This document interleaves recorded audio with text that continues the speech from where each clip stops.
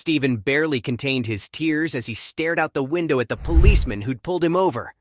His daughter's life was on the line, and his only hope of saving her was to get rid of this nosy cop.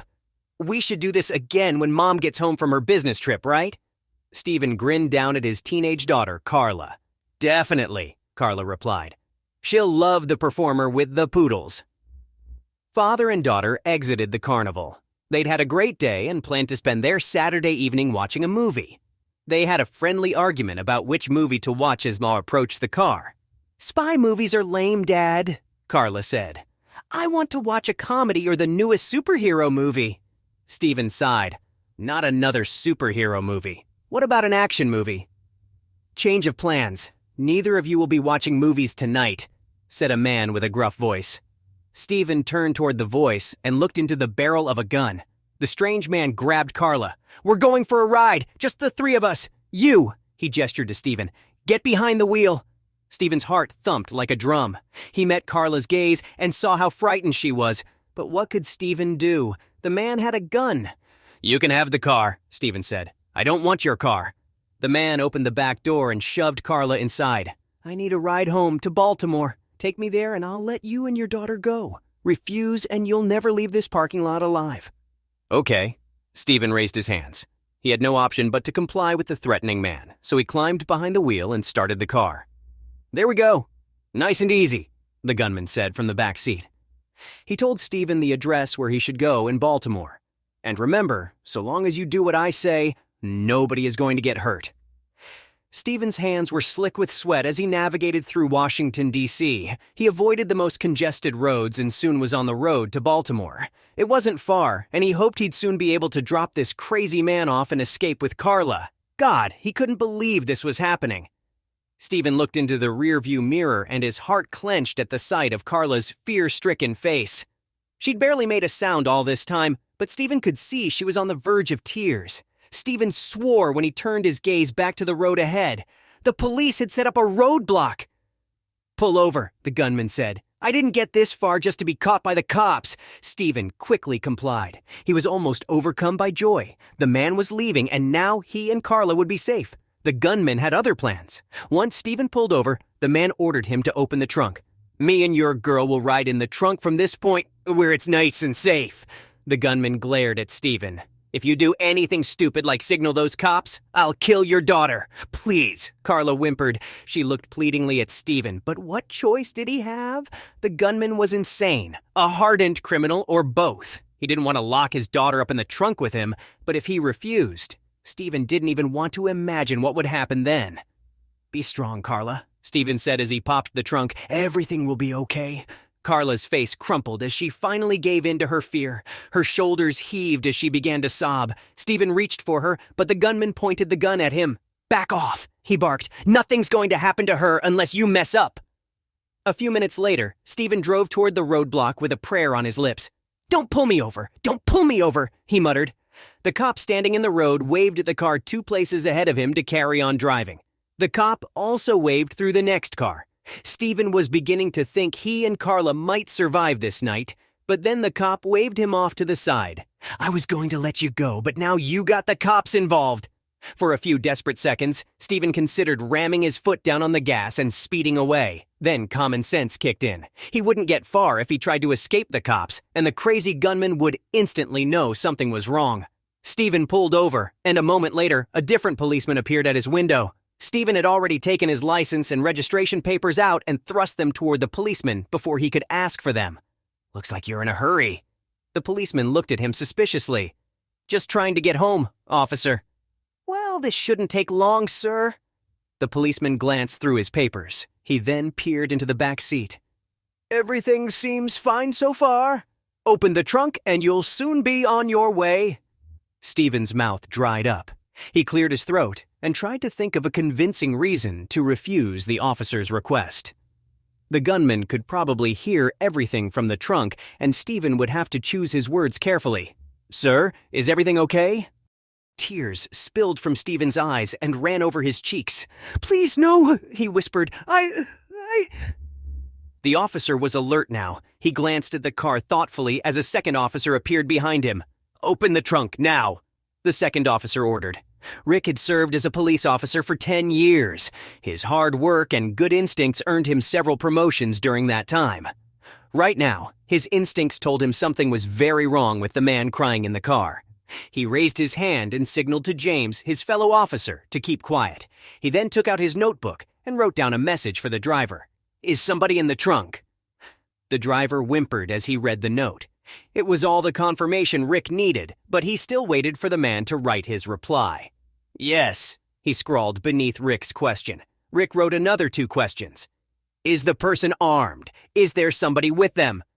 The man's shoulders shook, and he started crying in earnest once he read Rick's note. He nodded and wrote down, "He has my daughter." "We need to follow protocol," James said. "Pop the trunk and arrest whoever is in there." Rick shook his head. "The situation is too volatile and there are too many unknown factors. Whoever is in there has a hostage. We can't risk her getting hurt." "Then what do we do?" Rick thought hard. This was a difficult situation, and he could only think of one solution. He quickly explained his plan to James. The younger police officer frowned and shook his head. "You can't do that," James said. "It goes against protocol, and you don't even know this guy is telling the truth. It could all be a lie." "I believe him," Rick replied. "And this the only plan we've got. Alert dispatch of my orders." Rick leaned in close to the driver. "Sir, I'm going to get into the car with you. Right now, I ask that you continue to follow the man's instructions and trust us to help you. My partner will follow us." Rick climbed into the passenger seat and signaled the man to continue driving. He pulled away and they drove in silence. Rick was alert the entire time. Once or twice he heard muted shuffles and whimpers from the trunk, but it didn't seem like the man there had caused any harm to the driver's daughter yet. As they entered the Baltimore suburbs, Rick thought over the next stage of his plan. This was the part where the situation might turn dangerous very fast. He needed to be careful if he was going to resolve this mess without letting anyone get hurt. Rick glanced at the driver. The man was a mess. He worried that the driver might take some risky action to save his daughter. Unfortunately, Rick couldn't even calm the man down because the armed man in the trunk might hear it. A few minutes later, the driver turned into a driveway. The house was dark. The driver signaled to Rick, and he nodded.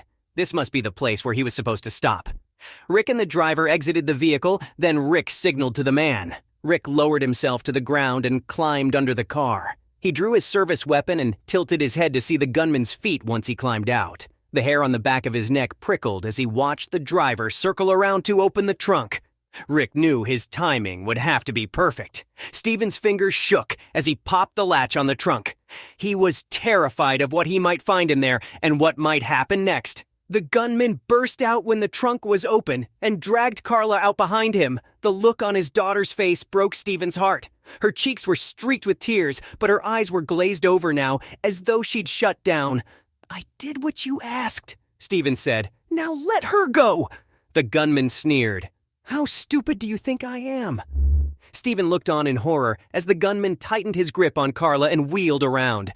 He held his gun ready to fire as he studied the area. "Come out, whoever you are," the gunman called. "I heard 2 doors slam shut when we stopped. If this moron's here, then that means another moron is hiding somewhere."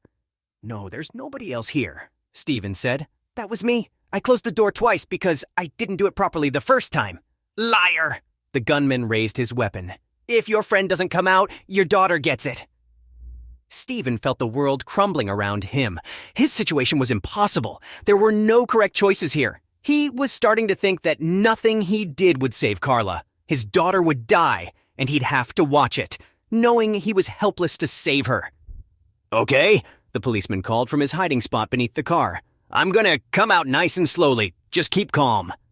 Steven watched the gunman's eyes widen as the policeman emerged. Then he tightened his grip on the gun, and his face hardened into a scowl. "You got the police involved?" he said. "That was a big mistake." The gunman herded Steven, Carla, and the policeman into the house through a door that opened into the kitchen. The gunman then rummaged through the drawers with one hand while keeping his sight trained on the trio.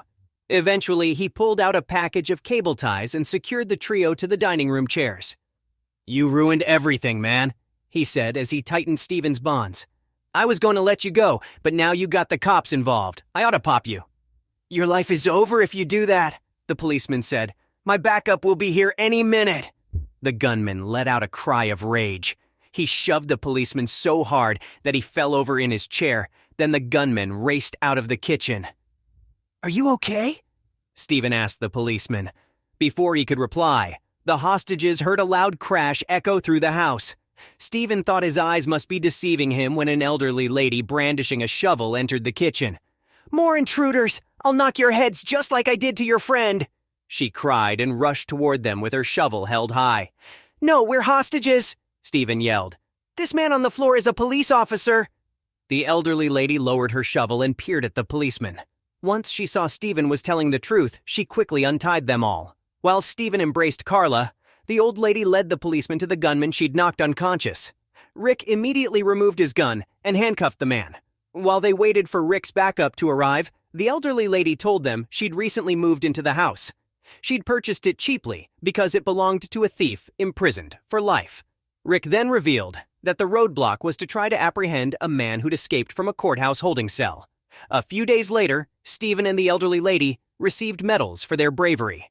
Stephen felt he didn't deserve it, insisting that a brave man would have fought the gunman. Rick, who'd become friends with Stephen, had a different opinion. "Things would have ended badly if you'd fought him," Rick said. "Your daughter is alive today because you chose to play it safe and had the courage to see it through."